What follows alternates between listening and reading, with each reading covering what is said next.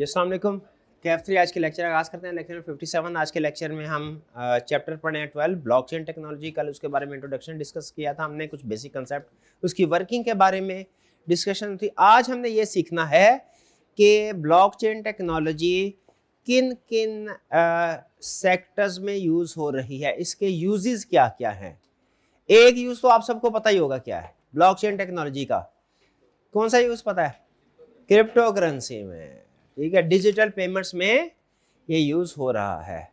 ठीक है, crypto currency में भी यूज हो रहा है। Even other than crypto currency भी अगर आपने पेमेंट्स भेजनी है ना, क्रिप्टो करेंसी के अलावा भी, बिटकॉइन वगैरह के अलावा भी अगर उसमें भी इसका यूज है ब्लॉकचेन टेक्नोलॉजी का। ठीक है, तो बहरहाल आज के लेक्चर में हम इसके यूजेस पढ़ेंगे। लेक्चर आज का बहुत आसान है, कल का लेक्चर जो थोड़ा सा टेक्निकल था, आज का लेक्चर इजी है। बस सुनते जाए, समझ आती जाती है क्या कर रहा है, कह रहा है, सिर्फ उसको थोड़ा याद करना होगा। लेकिन उससे पहले क्विज लिंक आप लोगों के ग्रुप में शेयर कर दिया गया है, क्लिक कीजिए। तैयार कर दिया गया है? हो गया? नहीं हुआ? चले, जिनके ग्रुप में अभी नहीं हुआ उनके ग्रुप में भी हो जाता है। सबसे पहले क्लिक कर ले, CRN लिख लेना है। ये लीजिए CRN। CRN मोबाइल की तरफ देखे, सामने नहीं देख रहा। CRN देख, CRN किधर है मोबाइल?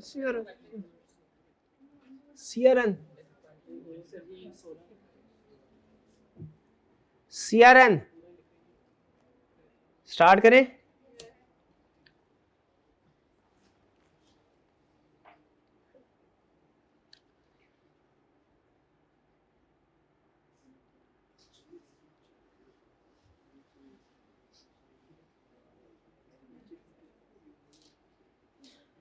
यूजर वैल्यू डायरेक्टली एक दूसरे को ट्रांसफर कर रहे हैं बिटकॉइन नेटवर्क पे। कोई दरमियान में बैंक इन्वॉल्व ही नहीं है। ब्लॉकचेन में कोई मिडलमैन नहीं होता, कोई सेंट्रल अथॉरिटी नहीं होती। क्यों? डिसेंट्रलाइजेशन की वजह से, हैशिंग की वजह से नहीं। Okay, next question.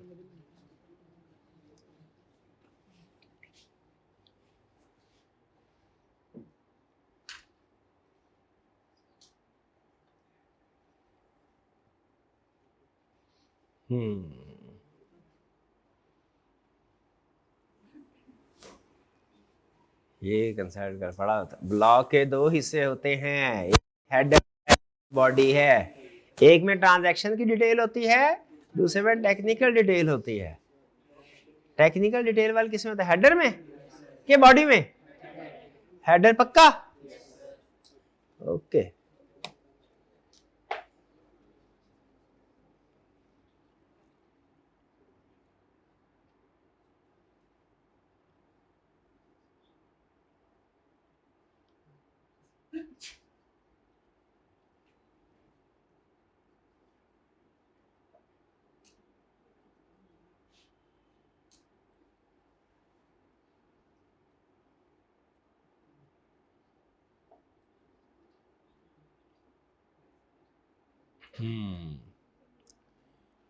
हैशिंग क्या करती है? हैशिंग यूनिक फिक्स को साइज कोड प्रोड्यूस करती है, और जब आप चेंज करेंगे डाटा को, वो भी चेंज हो जाएगा। और वो नेक्स्ट चेंज होने के बाद क्या होगा? वो नेक्स्ट ब्लॉक का जो प्रीवियस हैश है और इस ब्लॉक का करंट हैश है, मैच नहीं करेंगे, चेन ब्लॉक टूट जाएगी चेन।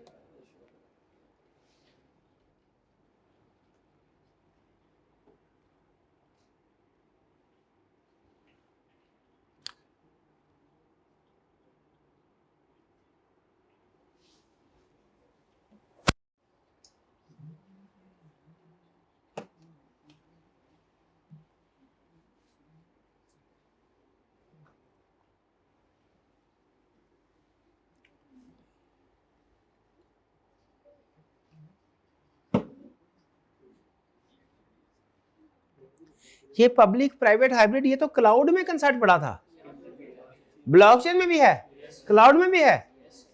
कौन सी वाली टाइप डिफरेंट है? कंसोर्शियम। उधर कौन सी थी? Community cloud. शाबाश, ये नाम बुक में लिखे हुए थे। Bitcoin, R3 Corda, Hyperledger, Dragonchain. Dragonchain कौन से वाली एग्जांपल है? ये लिखे हुए थे किताब में नाम। शाबाश। तो क्या कह रहा है, कौन से वाला, भाई जाहिर है ये प्राइवेट है और कौन सा है, आपने सिर्फ एक ही ऑर्गेनाइजेशन ने अपने एम्प्लॉइज को एक्सेस दिए।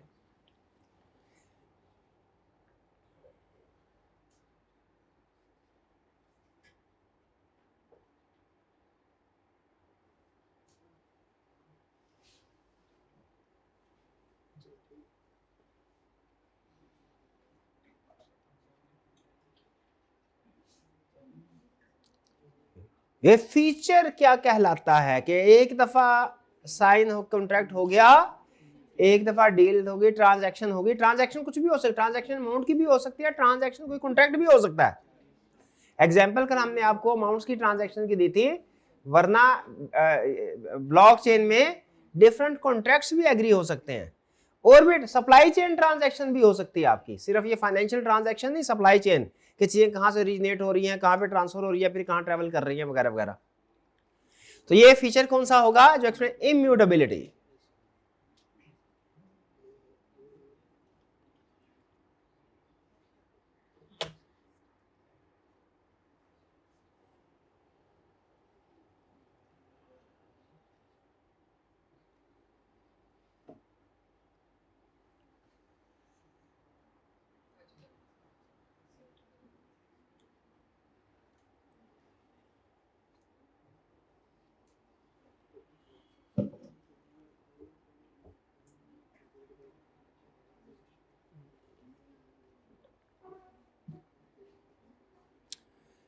लो एनर्जी, ठीक है, और पजल सॉल्व नहीं करने, पजल सॉल्व नहीं करने तो क्या होगा, बल्कि वो जो कॉइन होल्ड करते हैं ना उसको एट स्टेक, उसको लॉक करते हैं, उसको स्टेक में रखते हैं कि अगर हमारी बात गलत हुई, हमारा वोट गलत, हमारी हमने झूठ आंसर दिया, तो आप उसको डिडक्ट कर सकते हैं। ये प्रूफ ऑफ स्टेक है। प्रूफ ऑफ स्टेक और प्रूफ ऑफ वर्क फर्क पता है ना? दोनों वोटिंग या कंसेंसस के मेथड।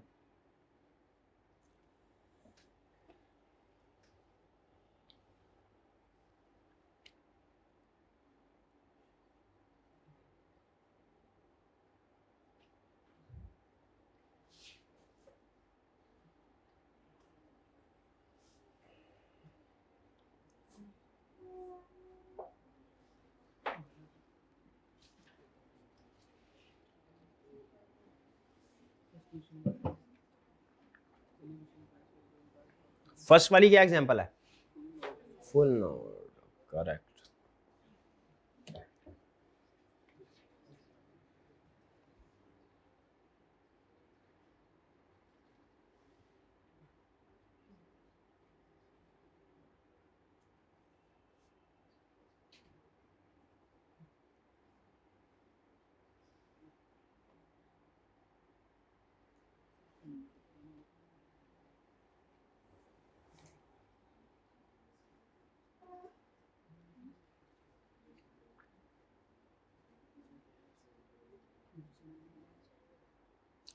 कौन से फीचर की वजह से पॉसिबल है कि आप ब्लॉकचेन की सारी ट्रांजैक्शन को वेरीफाई कर सकते हैं, ट्रांसपेरेंसी, सारी ट्रांजैक्शन विजिबल है।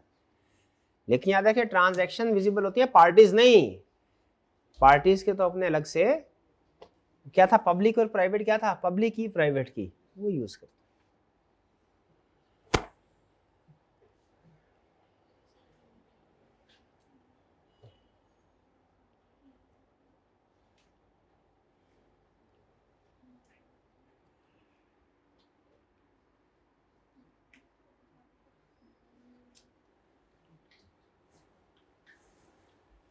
कह रहे हैं अगर आप 50% से ज्यादा नोड्स पे कंट्रोल हासिल कर लें तो आप ट्रांजैक्शन को चेंज कर सकते हैं, क्योंकि मेजोरिटी की बेस पर डिसीजन होगा ना। बड़े नेटवर्क पे ये क्यों तकरीबन इम्पॉसिबल है, क्योंकि उसके 50% ज्यादा, आप 1 2 4 10 12 15 कंप्यूटर को तो हैक कर सकते हैं, लाखों कंप्यूटर को तो हैक नहीं ना कर सकते, वो तो बहुत ही मुश्किल है।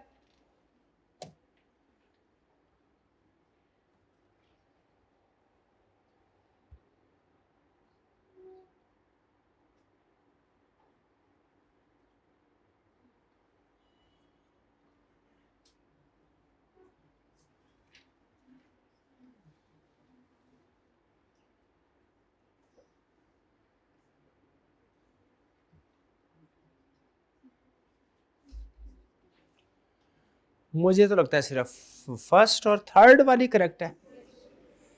User approve block based on size of their stake. वो यूजर तो नहीं होते, वो कौन होते हैं? वैलिडेटर।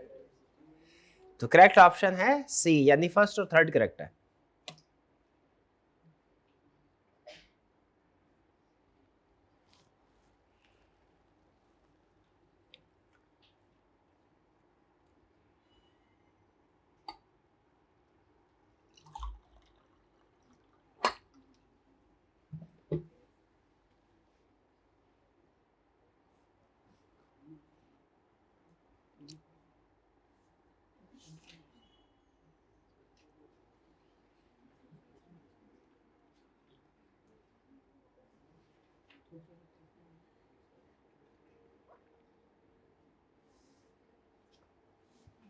टेम्परिंग हो गई। हैश का डिफरेंस क्या बताएगा मिसमैच?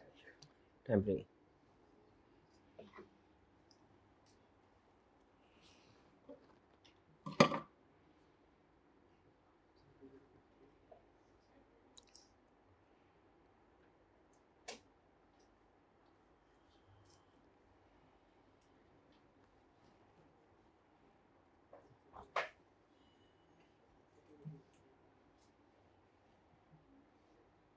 ये तो फौरन ही मैं क्लिक कर सकता हूँ उसके ऊपर।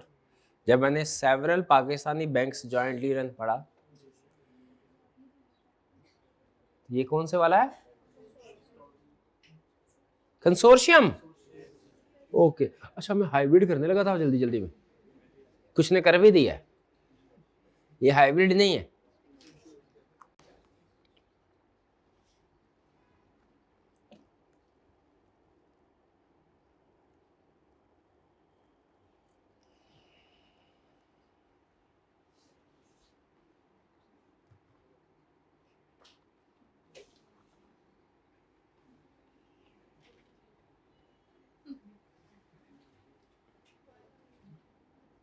क्या फर्स्ट एंड थर्ड? पक्का?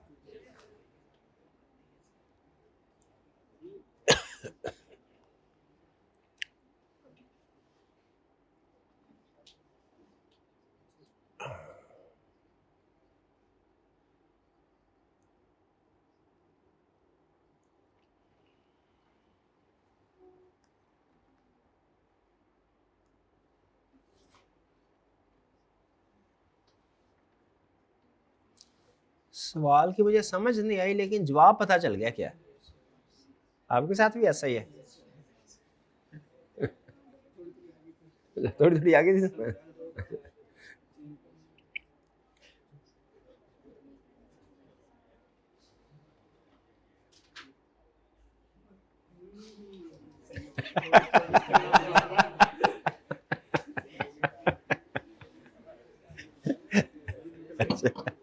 मैं सोच रहा था सारे ठीक करेंगे।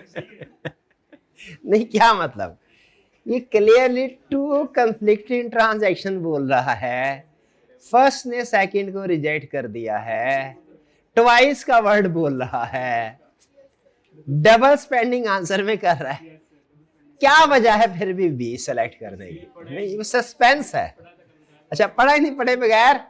हाँ, वो आपका एक रूल होता है ना क्वेश्चन के अंदर, जो सबसे लेंथी स्टेटमेंट है ना उसको टिक कर दे वो आंसर। वो उसको लगाया हैश। कहीं पे मैच कहाँ हो रहा है हैश? मर्जी है आपकी। थोड़ा इजी था? अच्छा, ज्यादा इजी था। ओके, मुझे हैरानगी हुई बस। मुश्किल सवाल कर लेते हैं आप, आसान पे फंस।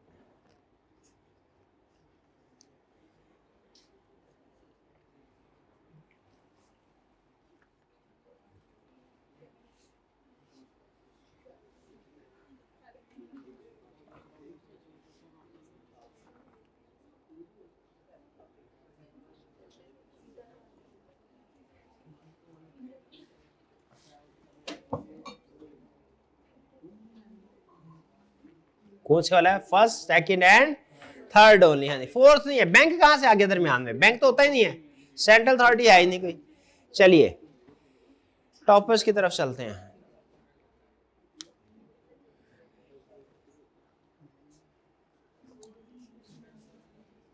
जी फर्स्ट पोजीशन शाबाश, कितने हैं? Second position, third position, third किन की है? Fourth position, fifth position, sixth position, seventh, eighth, ninth, 10th position.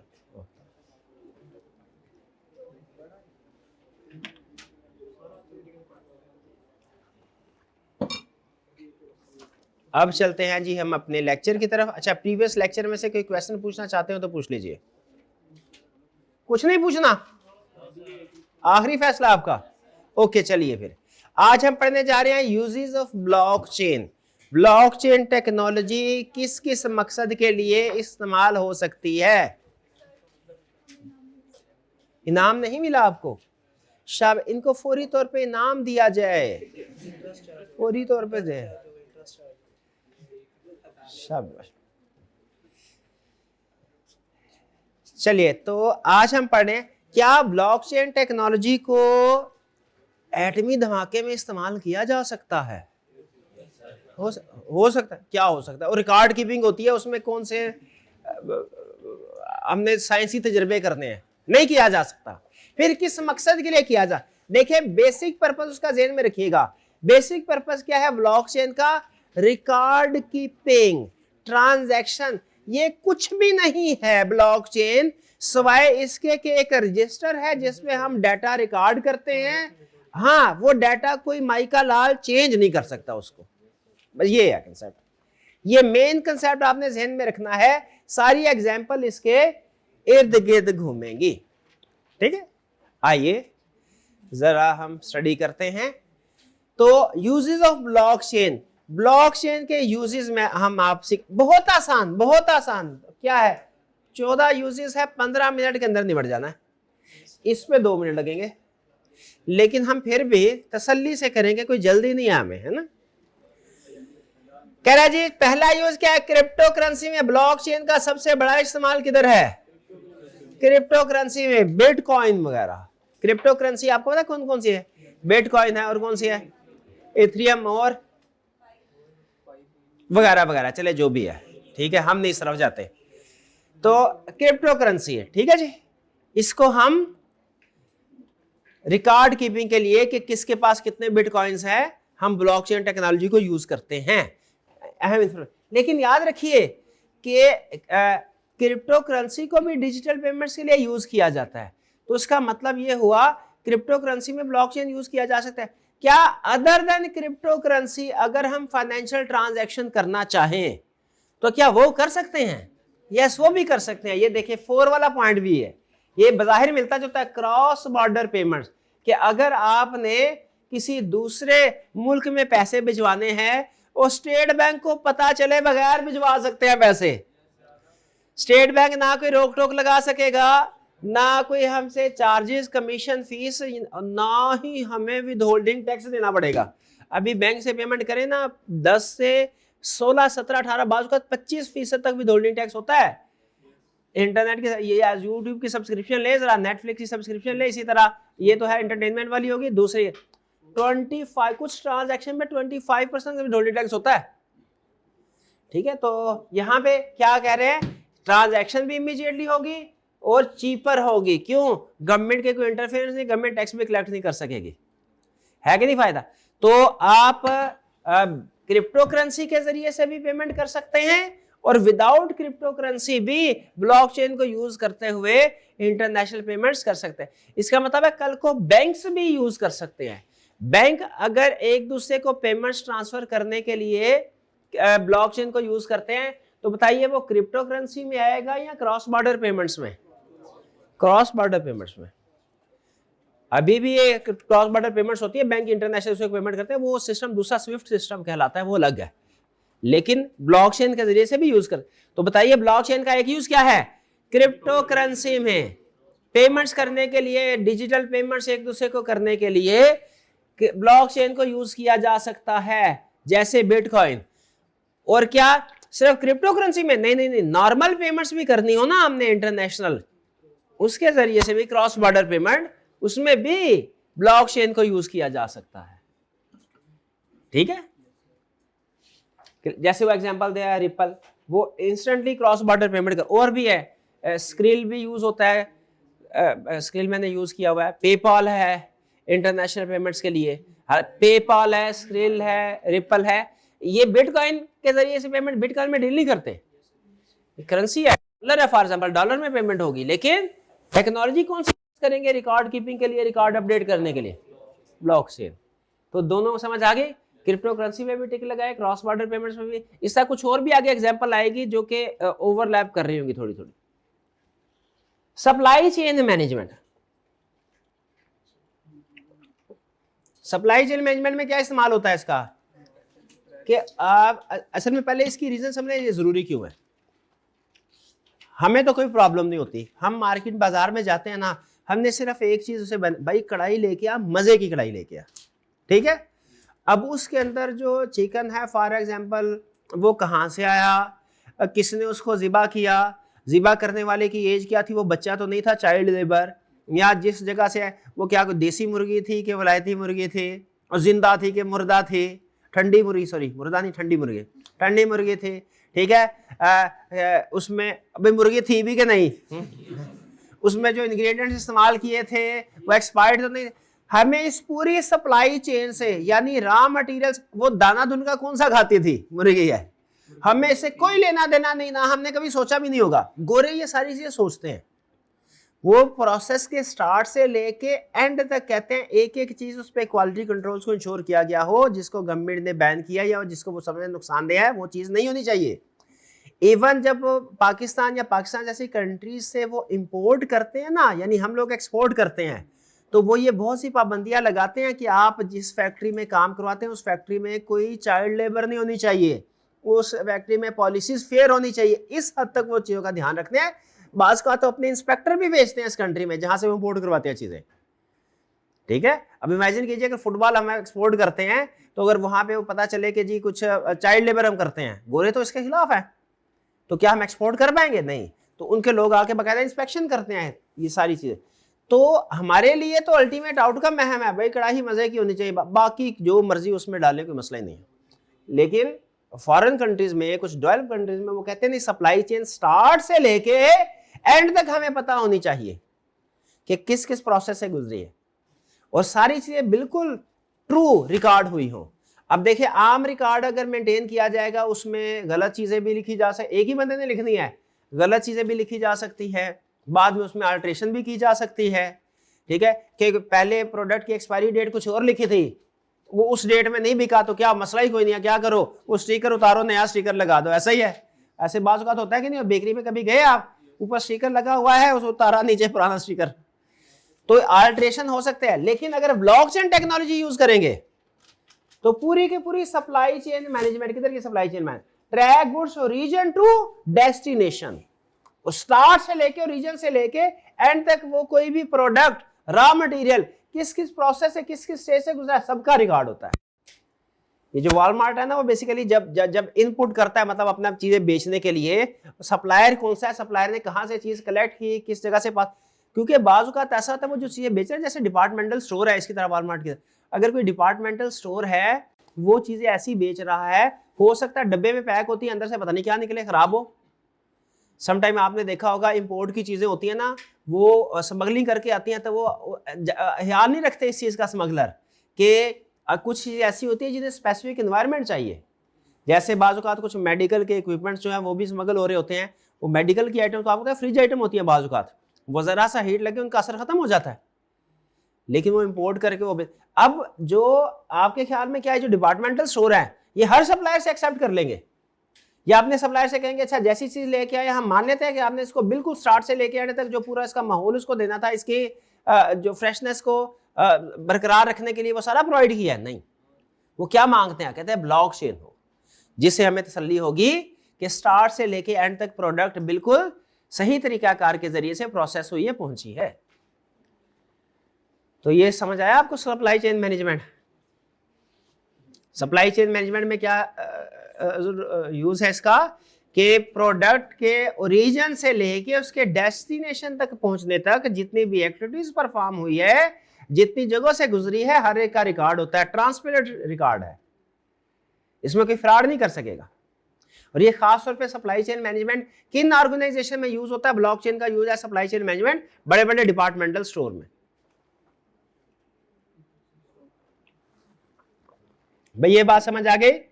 इस पे भी टिक कर दे। तो हमने ब्लॉकचेन का यूज पढ़ लिया as cryptocurrency, as cross border payment, as supply chain में। स्मार्ट कॉन्ट्रैक्ट, अच्छा ये बड़ा इंटरेस्टिंग, ये 2-3 जगहों पे आएगा स्मार्ट, ये कंसेप्ट है। स्मार्ट कॉन्ट्रैक्ट पहले एग्जांपल से समझे है क्या? ये 2-3 एग्जांपल दे रहा हूं क्योंकि आगे 2-3 जगहों पे आएगा। पहली एग्जांपल एयरलाइन इंडस्ट्री की। भैया एयरलाइन इंडस्ट्री में मैंने फ्लाइट बुक करवाई, क्या हो सकता है कि किसी वजह से वो फ्लाइट कैंसिल हो जाए या डिले हो जाए? अब फ्लाइट कैंसिल हो गई, अब मैं बैठा सोच रहा हूँ फ्लाइट तो कैंसिल हो गई है, मैं साथ चलो पीआईए की फ्लाइट कैंसिल हो गई, मैं शाहीन एयरलाइंस में चला जाता हूँ, लेकिन मुझे पैसे फौरी तौर पे वापस मिलने चाहिए।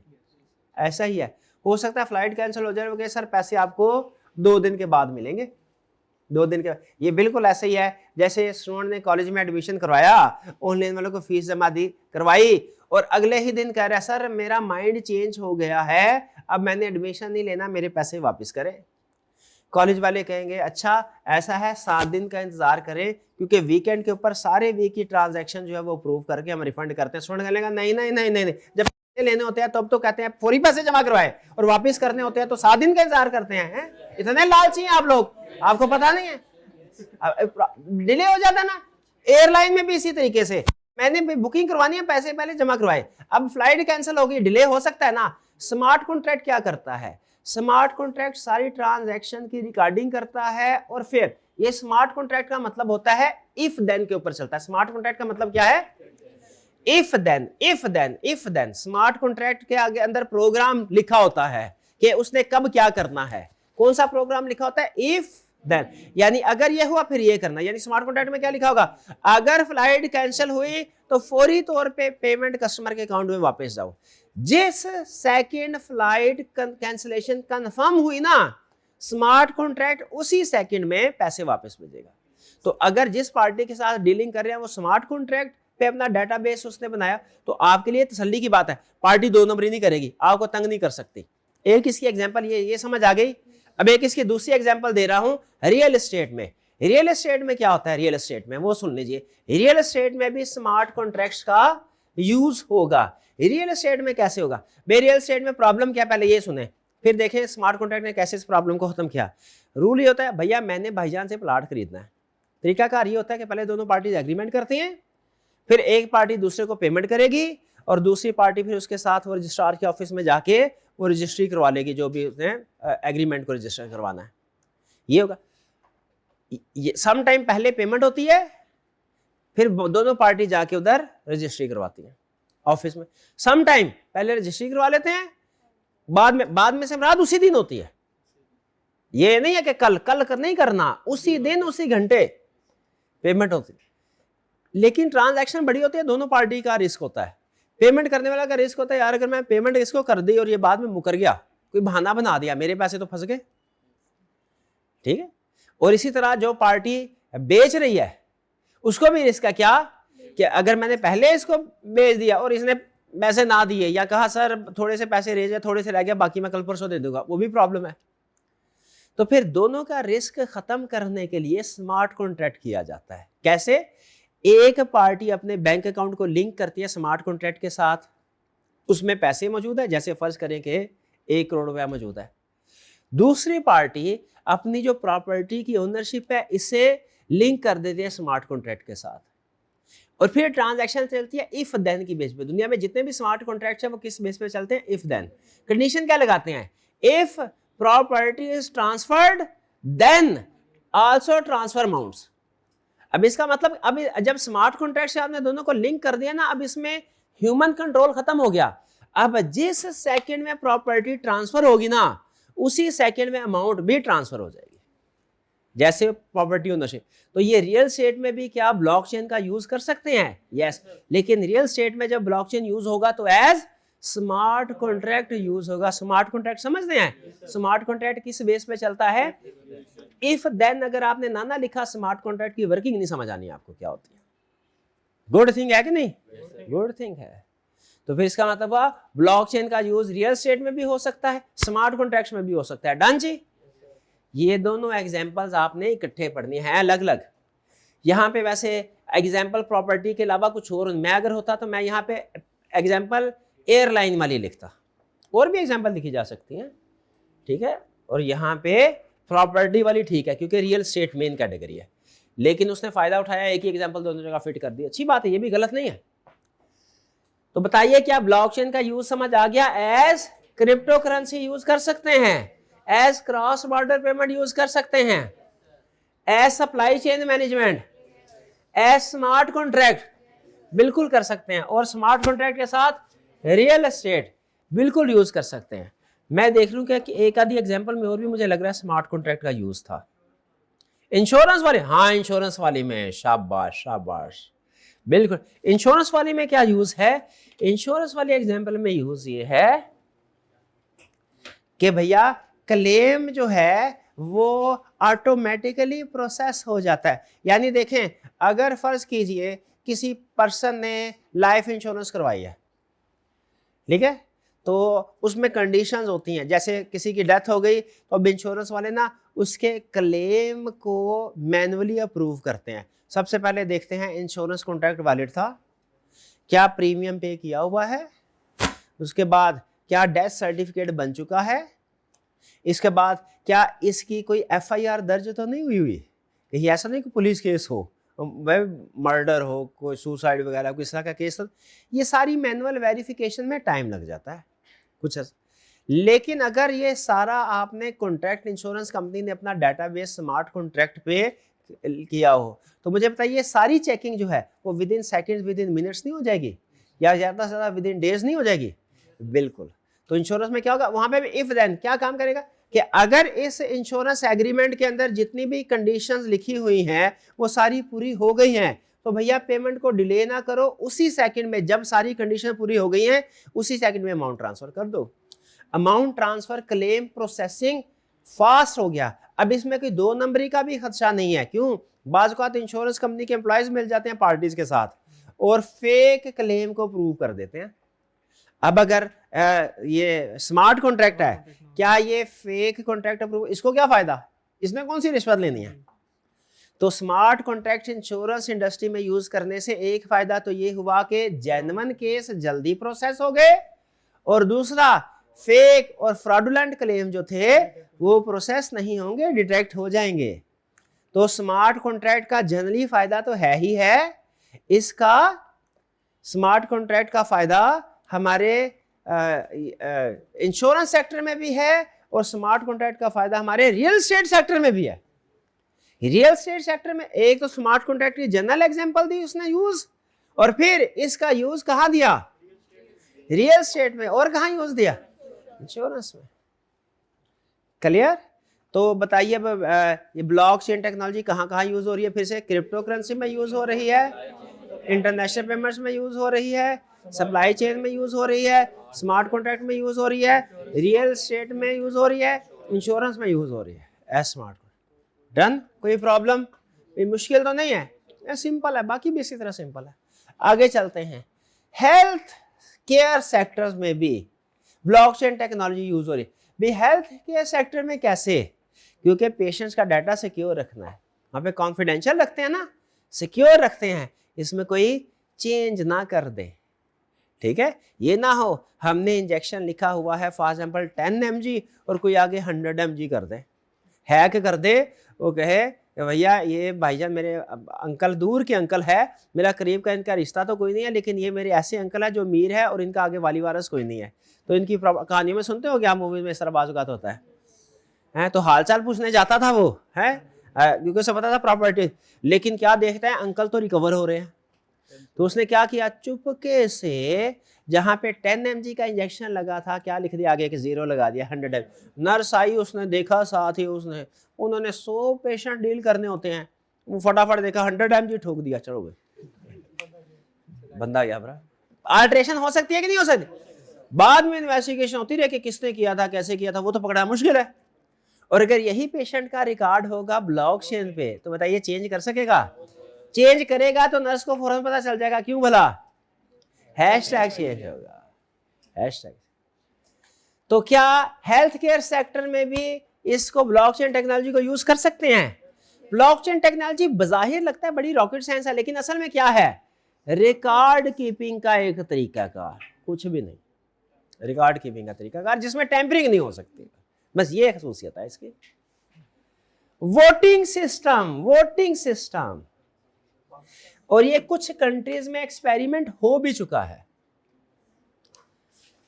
ब्लॉकचेन टेक्नोलॉजी, अच्छा ब्लॉकचेन टेक्नोलॉजी के अलावा क्या होता है? अगर ब्लॉकचेन टेक्नोलॉजी के बगैर वोटिंग करवाएं, जनरल इलेक्शन करवाएं, क्या होगा? आपने कहा मुर्दे भी वोट डालने आ जाते हैं। वो पता चलता है एक बंदे ने 20-20 वोट डाल दिए, और फिर पता चलता है कि सुबह का फॉर्म 45, शाम का क्या हो गया? फॉर्म 47 हो गया। ठीक है, वो अगले दिन भी भाई ऐसी सारी चेंजेस। बताइए क्या मैनुअल वोटिंग सिस्टम हो उसमें चेंजेस हो सकती है कि नहीं? बाएं हाथ का काम, बाएं हाथ ऐसे करके, हाँ जी ऐसे आगे लिखा होगा कैंडिडेट ए के वोट है 560, बी के वोट है 360, आगे जीरो कर दिया 3600। अच्छा जीरो भी नहीं करती है, भी नहीं कि चलो चेंज करना है ना तो आगे जीरो कर, वो 3 को 8 बना देंगे, छानी से पकड़ा जाए है 8। नहीं है, पाकिस्तान की इंडिया की बात कर रहा हूं। इंडिया में ऐसा होता है, पाकिस्तान में नहीं होता। पाकिस्तान में कहा होता है, मुझे फौरन याद है लेक्चर यूट्यूब पे जाना। पाकिस्तान में नहीं होता ऐसा। अच्छा लेकिन मुझे बताया अगर यही वोटिंग सिस्टम अगर ब्लॉकचेन टेक्नोलॉजी पे हो तो क्या चेंज हो सकता है? ब्लॉकचेन टेक्नोलॉजी के तो बेसिक फीचर्स में लिखा हुआ है। क्या? कौन सा फीचर? कौन सा? टेम्परिंग नहीं हो सकती। इस फीचर का नाम क्या था? इम्यूटेबिलिटी। तो वोटिंग सिस्टम में भी इसको यूज करते हैं, इसको एक्सपेरिमेंट किया है। अच्छा इसमें याद रखिएगा ट्रांसपेरेंसी है, यानी आप वोट काउंट कर सकते हैं। ऐसा नहीं होगा कि किसी इलाके में 1000 वोटर रजिस्टर्ड है तो उधर 2000 वोट पड़ गया। आप देख सकते हैं कि कितने वोट कास्ट हुए और कौन सा वोट किस पब्लिक की ने कास्ट किया, किस पर्सन ने कास्ट किया, ये नहीं देख सकेंगे आप। प्राइवेसी भी है, लेकिन किसने कास्ट किया ताकि पता चल जाए कि जितने भी वोटर्स हैं रजिस्टर्ड वोटर्स उन्हीं ने कास्ट किया है, कोई बाहर के बंदे ने आके ठप्पे नहीं लगाए हुए। ये आप उसको चेक कर सकते हैं वोटिंग सिस्टम। ठीक है, तो अच्छा वोटिंग सिस्टम है। उम्मीद है जल्दी पाकिस्तान में आ जाएगा, करीब आ जाएगा, क्योंकि हम लोग जो है वो एक्टिवली, हाँ करंटली अमेरिका में मिलिट्री पर्सोनल जो होते हैं ना वो डिफरेंट प्लेसेस पे होते हैं। वो जाहिर है उनकी ड्यूटी लगी हो, जैसे इराक में फॉर एग्जांपल, वहाँ पे वो अगर इलेक्शन हो रहा है वहां से जंग छोड़ के थोड़ी आएगा, तो उनके लिए फिर फिलहाल ये लिमिटेड फैसिलिटी है। फिलहाल इसका यूज लिमिटेड किया जाए, जैसे सिर्फ ओवरसीज के लिए यूज कर लिया, जैसे सिर्फ मिलिट्री पर्सोनल के लिए यूज कर लिया वोटिंग सिस्टम को। ठीक है, लेकिन इसको यूज किया जा रहा है और इसमें जो है वो फेयर सिस्टम को इंश्योर करता है।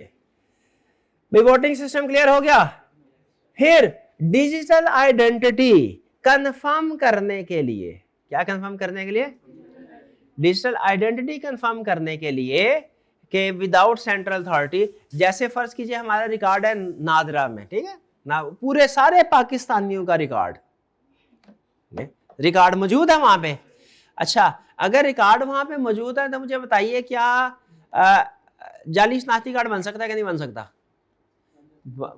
नहीं बन सकता। किस दुनिया में रहते हैं आप? बड़े आसानी से बन सकता है। आप रसीदें बनवाए, जाली रसीदें बनवाना पुरानी बात हो गई, ठीक है, कार्ड बनवाना, स्टैम्प्स बनवाना पुरानी बात। ये तो उर्दू बाजार चले जाए, नारकली चले जाए, वहां पे स्टैम्प्स रसीदें कुछ भी है वो बना के दे सकते हैं आप। और नोट, ऐसे नोट ईद पे सामने आए, वो मेरे सामने नोट है, एक एक को मैच किया, इधर असल नोट इधर जाली नोट। यकीन करे, हालांकि ऑडिटर थोड़ी बहुत ट्रेनिंग होती है हमारी, एक एक चीज को मैच किया, ये नंबर सारा कुछ मैच, और बैंक वाले के पास उसने कहा एक जाली है। इस क्वालिटी के जाली नोट बन सकते हैं। आईडी कार्ड क्या चीज है? आईडी कार्ड भी जाली भी बन सकते हैं और भाईजान असली भी बन सकते हैं। अगर असल आईडी कार्ड की डेफिनेशन ये है ना कि वो कार्ड जो नादरा ने इशू किया हो, वो भी अंदर का बंदा मिला। लाइक पीछे स्कैंडल नहीं आया था पिछले दिनों, गालबन कराची में से कुछ बंदों को निकाला था फायर, वो ये काम कर रहे थे। लेकिन अगर डिजिटल आइडेंटिटी, इसका मतलब कि बाज़ औक़ात ऐसा भी होता है कि कोई पर्सन है, फॉर एग्जांपल अगर किसी की डेथ होगी पुरानी, उसके नाम को यूज करते हुए किसी दूसरे को उसका आईडी कार्ड एलोकेट कर, बड़ी बड़ी कहानियां, इसको बोलते हैं आइडेंटिटी थेफ्ट। किसी एक पर्सन की आइडेंटिटी चोरी करके किसी दूसरे पर्सन को दे दी जाए, ये है आइडेंटिटी थेफ्ट। तो वो कहता है अगर ब्लॉकचेन टेक्नोलॉजी यूज करेंगे ना तो ये सारे मसले मसाइल, क्यों आप चेंज नहीं कर सकते, एक दफा रिकॉर्ड आ गया चेंज नहीं हो सकता, और जब रिकॉर्ड एंटर होगा ना तो किसी एक पर्सन की नहीं, ये नहीं उस ऑफिस का जो बॉस है उसने कहा ये 100 जाली कार्ड चला दो, चलने दो, बैच रन कर दो, सोल, ऐसा नहीं होगा। क्यों? क्योंकि एक पर्सन की वजह से, सेंट्रलाइज्ड अथॉरिटी की वजह से ब्लॉकचेन यूज नहीं होता। कैसे यूज होता है? हाँ, डिसेंट्रलाइजेशन होती है। तो हो सकता है उसमें ये हो कि जी एक ट्रांजैक्शन को अप्रूव करना है तो बहुत से लोग उसको अप्रूव करेंगे, तो इसका आइडेंटिटी थेफ्ट का रिस्क भी कम हो गया। तो बताइए क्या डिजिटल आइडेंटिटी को सिक्योर करने के लिए ब्लॉकचेन का यूज हो रहा है? डिजिटल आइडेंटिटी को सिक्योर करने का मतलब क्या है कि कहीं पे ऐसा ना हो कि मेरी चीजों का, मेरी इंफॉर्मेशन का, मेरे नाम का, मेरी आइडेंटिटी का, मेरे फिंगरप्रिंट्स का गलत इस्तेमाल हो रहा हो। ठीक है, ये नहीं होना चाहिए। पता चले मुझे मेरे नाम से पता कितने लोगों ने लोन ले लिया हुआ है या कितनी सिम्स जो है इशू हो चुकी हैं। सिम तो कॉमन है ना, तो डिजिटल हाँ, लेकिन ब्लॉकचेन पे अगर होगा ना तो कोई दूसरा पर्सन आपकी आइडेंटिटी को चोरी करके ट्रांजैक्शन नहीं कर सकेगा। फिर क्या है? Intellectual property protection. Intellectual property protection का मतलब क्या है?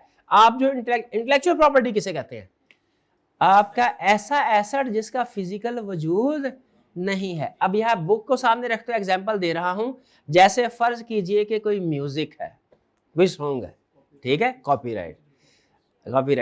तो अच्छा मुझे बताइए, यूट्यूब पे इन भाईजान का म्यूजिक था, ये ओरिजिनली क्रिएटर थे, ये इनके दोस्त थे, इन्होंने देखा बड़ा अच्छा सॉन्ग है, इन्होंने उसको चोरी करके खुद बना, उसी धुन के ऊपर अपना डिफरेंट लिरिक्स के जरिए से अपना गाना चला दिया। क्या ये कंप्लेन कर सकते हैं इनके खिलाफ? कैसे पता चलेगा कि ओरिजिनल क्रिएटर कौन था? कॉपीराइट। तो कहता है जब आप डिजिटल ब्लॉकचेन पे जाएंगे ना, मैन्युअली इसको वेरीफाई करना थोड़ा मुश्किल होता है और उसमें प्रोसेस टाइम भी लगता है। बाज़ औक़ात तो ऐसे भी होता है, अब इवन मैं एक जगह पे पढ़ा था, कुछ कंपनीज ने अपनी प्रोडक्ट, सक्सेसफुल प्रोडक्ट्स, इस वजह से कॉपीराइट नहीं करवाई, इंटेलेक्चुअल प्रॉपर्टी को प्रोटेक्ट नहीं करवाया, क्योंकि इंटेलेक्चुअल कॉपीराइट हासिल करने के लिए सारी डिटेल ऑफिसर्स को देनी पड़ती है। तो उन्हें शक ये था कि अगर हमने सरकारी ऑफिसर्स को, हालांकि कॉपीराइट की अप्रूवल के लिए इंफॉर्मेशन दे रहे हो, कहीं उस सरकारी दफ्तर से इंफॉर्मेशन लीक ना हो जाए, इस हद तक लोग केयरफुल होते। तो उन्होंने अपनी प्रोडक्ट को कॉपीराइट नहीं करवाया कि हमें इंफॉर्मेशन दूसरी पार्टी को देनी पड़ेगी। अब ऐसी सिचुएशन में क्या रिस्क है ना? अब देखे, कोक वालों ने अगर अपना फार्मूला जो है वो कॉपीराइट करवाना हो तो कम से कम उन्हें अपना फार्मूला किसी ना किसी को तो डिस्क्लोज करना पड़ेगा सरकारी बंदों में से। और वहां पे क्या कोई हो सकता है ना, कोई इस माइंड का बैठा हो गया दूसरी कंपैरेटिव कंपनी को बेच देता हूं मैं, तो लोग बात नहीं कर। लेकिन अगर ब्लॉकचेन पे सारा कॉपीराइट का, इंटेलेक्चुअल प्रॉपर्टी प्रोटेक्शन का काम होगा तो क्या ये फार्मूला लीक हो सकेगा? नहीं हो सकेगा, क्योंकि वो क्या होगा, वो एनक्रिप्टेड होगा, क्रिप्टोग्राफी होगी, एक्सेस करना मुश्किल होगा।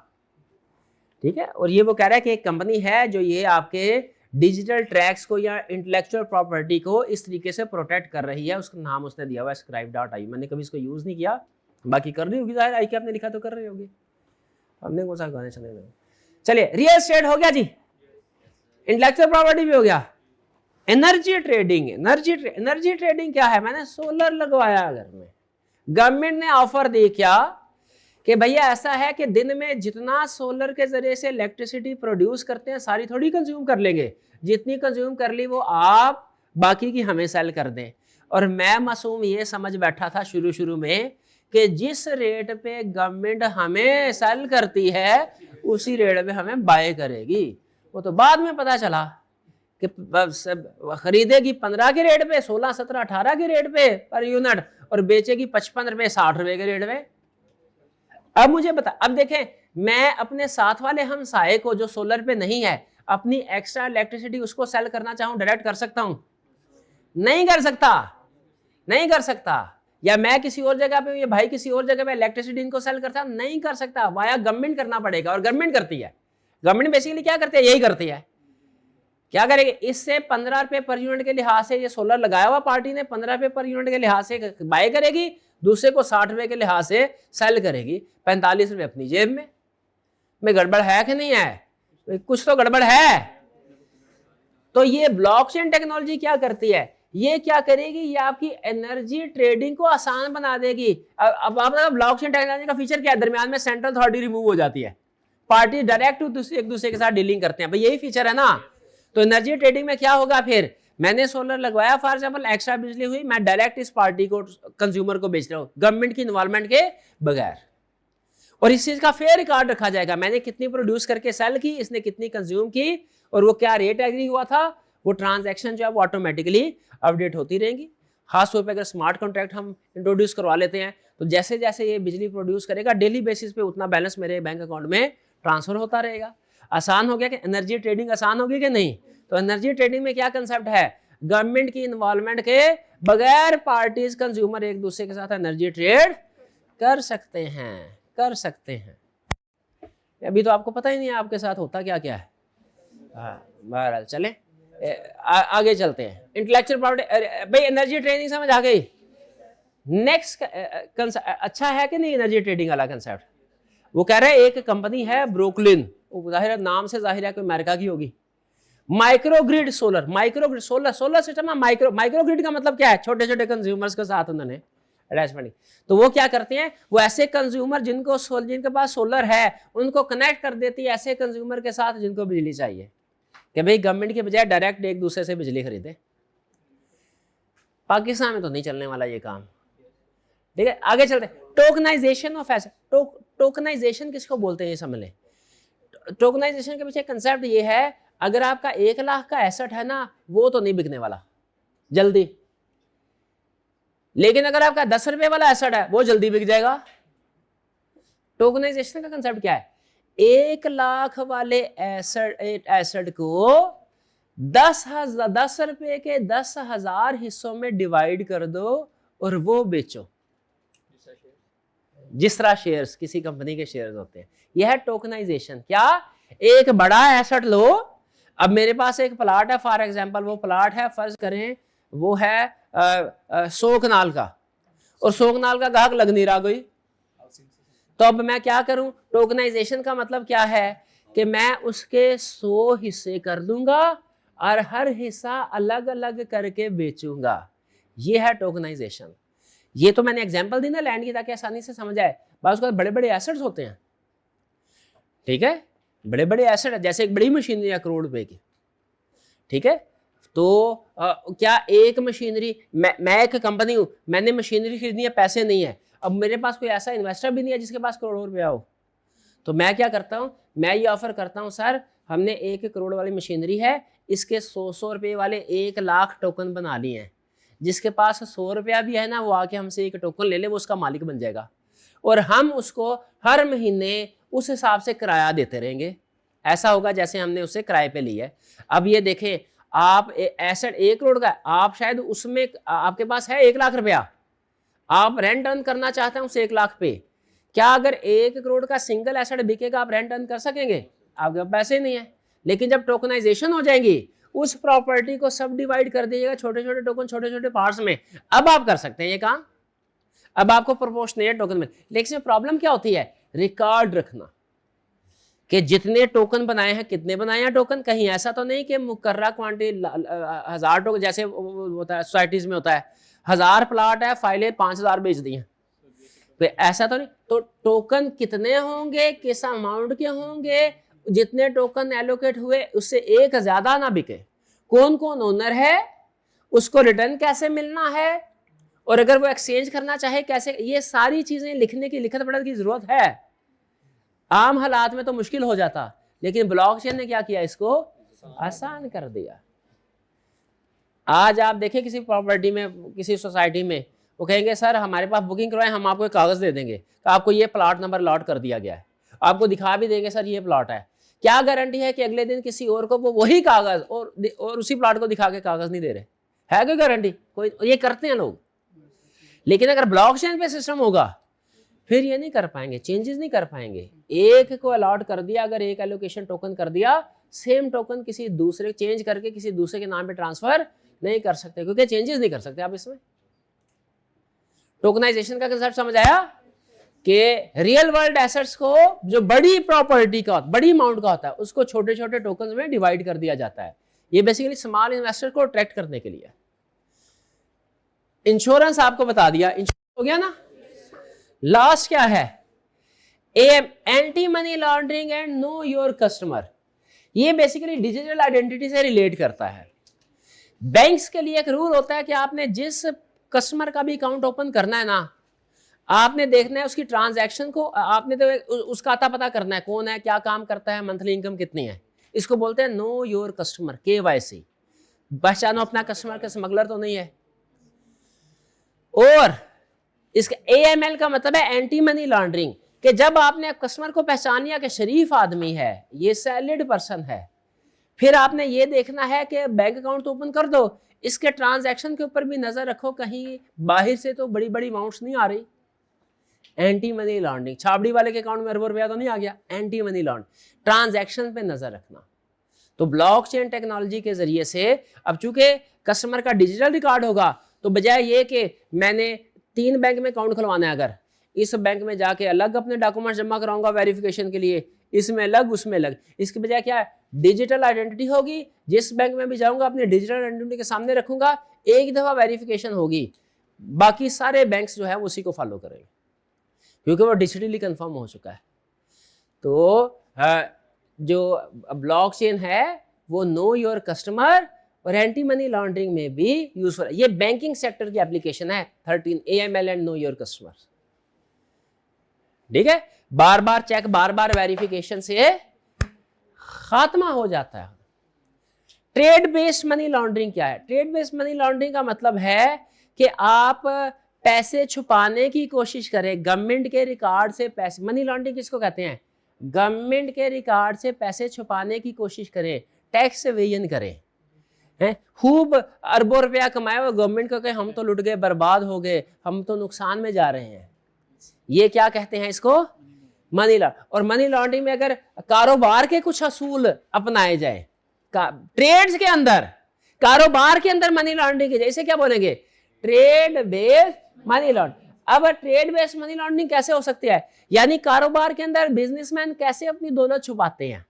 ट्रेड बेस्ड मनी लॉन्ड्रिंग का मतलब क्या है? कारोबार के अंदर बिजनेसमैन कैसे अपनी दौलत छुपाते हैं। दौलत छुपाना अपना मनी लॉन्ड्रिंग है। कैसे छुपाते? बहुत से तरीके हैं। पहला तरीका क्या है? Over invoicing, under invoicing. मतलब अगर आप कोई चीज खरीद रहे हैं उसको ओवर इनवाइस कर दें, और कोई चीज बेच रहे हैं, कैसा तरीका है? बिजनेस के अंदर, ट्रेड के अंदर मनी लॉन्ड्रिंग करने का अच्छा तरीका है। ये तो पहला तरीका है। दूसरा सुने, दूसरा क्या है? Multiple invoices. चीज रिपेयर एक दफा करवाएं और रिकॉर्ड 4-5 दफा कर लें, सेम गुड रिपीट। खर्चा बढ़ता रहेगा, जितनी बार रिकॉर्ड करेंगे खर्चा बढ़। एक दफा ऐसी रिपेयर करवाया, फिर उसके बाद उसी का दोबारा जो है इनवाइस नंबर चेंज करके ना, डेट पहले थी 6, उसके आगे पीछे 1 लिख दिया, 16 बना दिया, और फिर क्या किया, 16 तारीख को वही दोबारा उसकी कॉपी करवा के बिल। एक ही दफा रिपेयर करवाई है, बार बार क्लेम हो रही है। ये क्या? ये भी मनी लॉन्ड्रिंग का तरीका है, दौलत छुपाने का तरीका है ना। एक एक्सपेंस 4 दफा रिकॉर्ड कर लेंगे तो क्या होगा? Multiple invoices. ठीक है जी। जो एक दफा चीजें खरीदी, बार बार एक्सपेंस।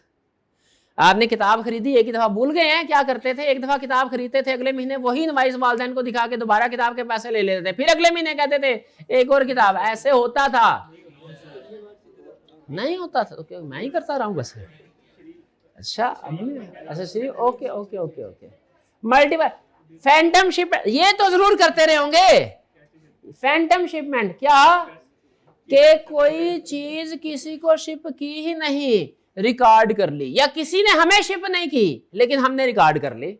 ये तो था, कम से कम चीज आई है, खरीदी है, एक दफा खरीदी है, उसको 10 दफा रिकॉर्ड कर लिया। ये है मल्टीपल इनवाइस। फैंटम शिपमेंट क्या है? वो चीज आई ही नहीं, बेसिक कोई ट्रांजैक्शन हुई नहीं, उसको रिकॉर्ड कर लिया। जैसे गोस्ट एम्प्लॉइज होते हैं, एम्प्लॉय कोई है ही नहीं लेकिन अपनी पेरोल शीट में उसका फेक एंट्री कर ली। ये क्या है? Phantom ship. फैंटम का मतलब फेक, कोई रियल गुड सेल परचेज नहीं लेकिन रिकॉर्ड कर लिया। बताइए, ये भी कारोबार के अंदर मनी लॉन्ड्रिंग का तरीकाकार है कि नहीं? इसको क्या बोलेंगे, ट्रेड बेस्ड मनी लॉन्ड्रिंग। लेकिन मुझे बताइए अगर सप्लाई चेन मैनेजमेंट हो तो फिर ये पकड़ा जाएगा कि नहीं, फैंटम वाला पकड़ा जाएगा। अगर ब्लॉकचेन का रिकॉर्ड हो, over invoicing under multiple invoices दोबारा रिकॉर्ड हो रही है, एक ट्रांजैक्शन 2-3 दफा रिकॉर्ड, उसमें भी क्वेश्चन आया था, क्या ब्लॉकचेन अगर यूज करेंगे तो जो ट्रांजैक्शन 2-3 दफा रिकॉर्ड हो रही है पकड़ी जाएगी कि नहीं, क्विज में पूछा था ना उसने।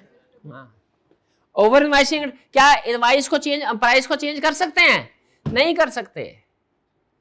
Miss representation, false goods detail, मंगवाई है इंडिया से, लिख दिया चाइना से आई है, ब्लॉकचेन यूज करेंगे पकड़े जाएंगे कि नहीं। तो ये है trade based money laundering. Blockchain क्या करेगा, ट्रेड बेस्ड मनी लॉन्ड्रिंग को पॉसिबल बनाएगा कि इम्पॉसिबल बनाएगा, इम्पॉसिबल बनाएगा। तो ट्रेड बेस्ड मनी लॉन्ड्रिंग के मेथड समझ आ गया आपको। चलिए ये था हमारा आज का लेक्चर। तो बताइए आज जितने भी आपने यूजेस पढ़े ब्लॉकचेन के, सबसे मुश्किल यूज कौन सा लगा आपको? कोई भी नहीं, कोई भी नहीं। अच्छा सबसे इंटरेस्टिंग कौन सा लगा कि जिसमें आपका दिल करे कि ओ पाकिस्तान में और कोई यूज होए ना होए? वोटिंग सिस्टम, ओके चलें ठीक है, ठीक है।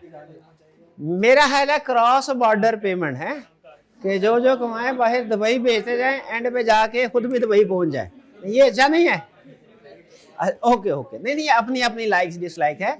मैं तो वैसे सिर्फ इसलिए आपसे पूछा है कि थोड़ा सा आप सोच के जवाब देंगे तो कोई 2-3 एग्जाम्पल रिवाइज हो ही जाएंगे इसी बहाने में, ठीक है जी।